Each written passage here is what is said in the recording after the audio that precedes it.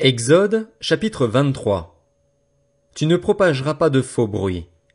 Tu ne t'associeras pas aux méchants pour faire un faux témoignage. Tu ne suivras pas la majorité pour faire le mal et tu ne déposeras pas dans un procès en te mettant du côté du grand nombre pour violer la justice. Tu ne favoriseras pas le faible dans son procès. Si tu rencontres le bœuf ou l'âne de ton ennemi alors qu'il est égaré, tu le lui ramèneras. Si tu vois l'âne de ton ennemi s'effondrer sous sa charge et que tu hésites à le décharger, tu l'aideras néanmoins à le décharger. Tu ne porteras pas atteinte au droit du pauvre dans son procès. Tu t'éloigneras de tout mensonge et tu ne feras pas mourir l'innocent et le juste, car je ne déclarerai pas juste le coupable. Tu n'accepteras aucun cadeau, car les cadeaux aveuglent ceux qui ont les yeux ouverts et pervertissent les paroles des justes. Tu n'opprimeras pas l'étranger. Vous-même, vous savez ce qu'éprouve l'étranger, car vous avez été étranger en Égypte. Pendant 6 ans, tu ensemenceras la terre et tu en récolteras le produit. Mais la 7e année, tu lui donneras du répit et tu la laisseras en repos. Les pauvres de ton peuple en jouiront et les bêtes des champs mangeront ce qui restera. Tu feras de même pour ta vigne et pour tes oliviers. Pendant 6 jours tu feras ton travail, mais le 7e jour tu te reposeras afin que ton bœuf et ton âne aient du repos, afin que le fils de ton esclave et l'étranger reprennent leur souffle.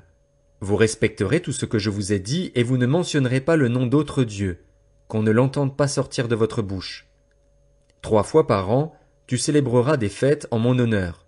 Tu observeras la fête des pains sans levain. Pendant 7 jours, au moment fixé lors du mois des épis, tu mangeras des pains sans levain, comme je t'en ai donné l'ordre. En effet, c'est au cours de ce mois que tu es sorti d'Égypte. On ne se présentera pas devant moi les mains vides. Tu observeras la fête de la moisson. C'est la fête des premiers fruits de ton travail, de ce que tu auras semé dans les champs.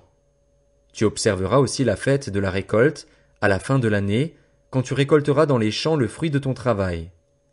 3 fois par an, tous les hommes se présenteront devant le Seigneur, l'Éternel.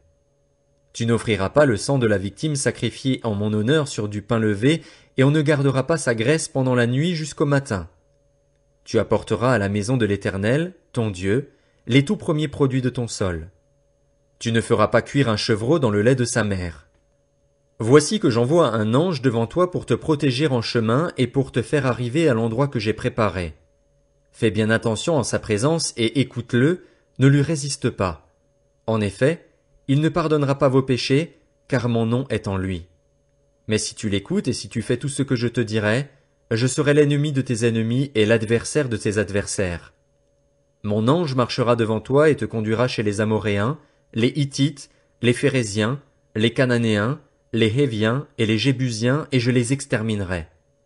Tu ne te prosterneras pas devant leurs dieux et tu ne les serviras pas. Tu n'imiteras pas le comportement de ces peuples. Au contraire, tu les détruiras et tu briseras leurs statuts. Vous servirez l'Éternel, votre Dieu, et il bénira votre pain et votre eau.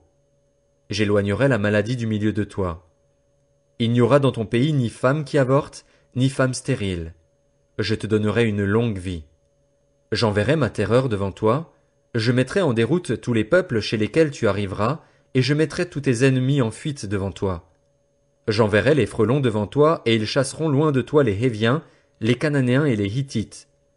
Je ne les chasserai pas en une seule année loin de toi, sinon le pays deviendrait un désert et les bêtes des champs se multiplieraient à ton détriment. C'est peu à peu que je les chasserai loin de toi, jusqu'à ce que tu aies suffisamment augmenté en nombre pour pouvoir hériter du pays. Je fixerai tes frontières. Ton territoire ira de la mer des roseaux à la mer Méditerranée, et du désert du Sinaï à l'Euphrate. En effet, je livrerai entre vos mains les habitants de cette région et tu les chasseras devant toi. Tu ne feras aucune alliance avec eux ni avec leurs dieux. Ils n'habiteront pas dans ton pays, sinon ils te feraient pécher contre moi. Tu servirais leurs dieux et ce serait un piège pour toi. Exode, chapitre 24. Dieu dit à Moïse, « Monte vers l'Éternel avec Aaron, Nadab et Abihu ainsi que 70 anciens d'Israël, et vous vous prosternerez de loin. Moïse s'approchera seul de l'Éternel, les autres ne s'approcheront pas et le peuple ne montera pas avec lui. » Moïse vint rapporter au peuple toutes les paroles de l'Éternel et toutes les règles. Le peuple entier répondit d'une seule voix, « Nous ferons tout ce que l'Éternel a dit. » Moïse écrivit toutes les paroles de l'Éternel.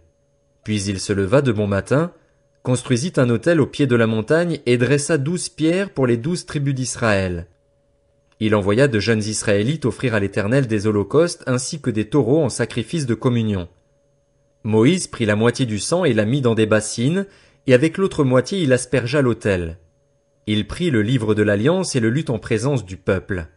Ils dirent, « Nous ferons tout ce que l'Éternel a dit, nous y obéirons. » Moïse prit le sang et en aspergea le peuple en disant, « Voici le sang de l'Alliance que l'Éternel a conclu avec vous sur la base de toutes ces paroles. » Moïse monta avec Aaron, Nadab et Abihu ainsi que 70 anciens d'Israël.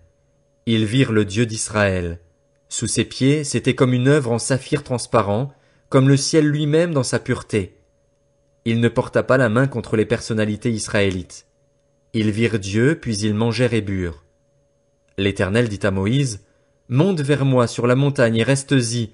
Je te donnerai des tables de pierre, la loi et le commandement que j'ai écrits pour les enseigner. » Moïse se leva avec son assistant Josué et commença à gravir la montagne de Dieu. Il avait dit aux anciens, « Attendez-nous ici jusqu'à ce que nous revenions vers vous. Aaron et Hur vont rester avec vous. Si quelqu'un a une affaire à régler, c'est à eux qu'il devra s'adresser. » Moïse monta sur la montagne, qui fut recouverte par la nuée. La gloire de l'Éternel reposa sur le mont Sinaï et la nuée le recouvrit pendant 6 jours. Le 7e jour, l'Éternel appela Moïse du milieu de la nuée.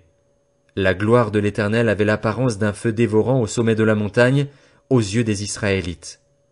Moïse pénétra au milieu de la nuée et continua de gravir la montagne. Il y resta 40 jours et 40 nuits. Exode, chapitre 25.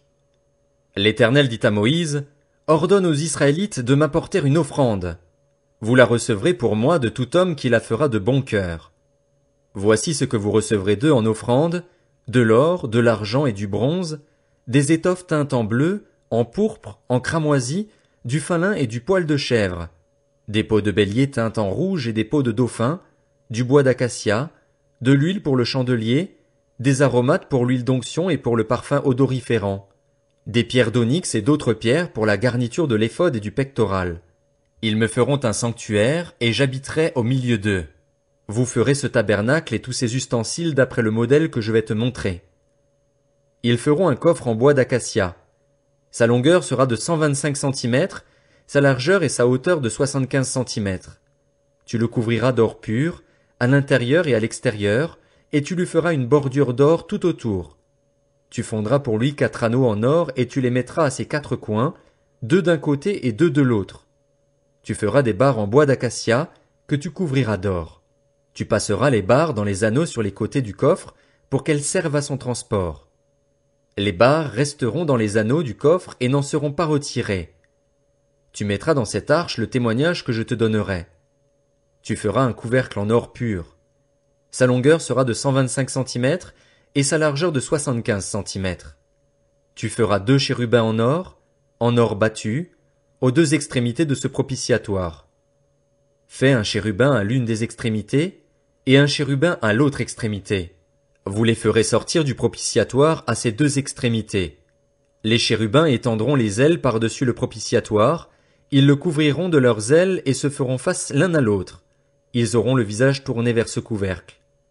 Tu mettras le propitiatoire sur le coffre et tu mettras dans cette arche le témoignage que je te donnerai. C'est là que je te rencontrerai, du haut du propitiatoire, entre les 2 chérubins placés sur l'arche du témoignage, je te donnerai tous mes ordres pour les Israélites. Tu feras une table en bois d'acacia.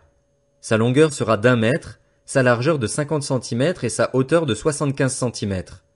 Tu la couvriras d'or pur et tu lui feras une bordure d'or tout autour. Tu feras tout autour un cadre de 8 centimètres de large sur lequel tu mettras une bordure d'or tout autour. Tu feras 4 anneaux en or pour la table et tu les mettras aux 4 coins à ses 4 pieds. Les anneaux seront situés près du cadre et recevront les barres destinées au transport de la table. Tu feras ces barres en bois d'acacia et tu les couvriras d'or. Elles serviront à porter la table. Tu feras ses plats, ses coupes, ses gobelets et ses tasses destinées aux offrandes de produits liquides. Tu les feras en or pur. Tu mettras constamment les pains consacrés sur la table devant moi. Tu feras un chandelier en or pur. Ce chandelier sera fait d'or battu. Son pied, sa tige, ses coupes, ses pommes et ses fleurs seront d'une seule pièce. Il y aura 6 branches qui sortiront de ses côtés, 3 branches du chandelier de l'un des côtés et 3 de l'autre. Il y aura sur une branche 3 coupes en forme d'amande, avec pommes et fleurs, et sur une autre branche 3 coupes en forme d'amande, avec pommes et fleurs. Il en ira de même pour les 6 branches sortant du chandelier. Sur la tige du chandelier seront fixées 4 coupes en forme d'amande, avec leurs pommes et leurs fleurs. Il y aura une pomme sous 2 branches qui sortent de la tige du chandelier, une pomme sous 2 autres branches et une pomme sous 2 autres branches. Il en ira de même pour les 6 branches sortant du chandelier. Les pommes et les branches du chandelier seront d'une seule pièce. Il sera tout entier en or battu, en or pur. Tu feras ces 7 lampes. Elles seront placées sur le chandelier de manière à éclairer en face. Ces mouchettes et ces vases à cendre seront en or pur. On emploiera 30 kilos d'or pur pour faire le chandelier avec tous ses ustensiles. Regarde et fais tout d'après le modèle qui t'est montré sur la montagne.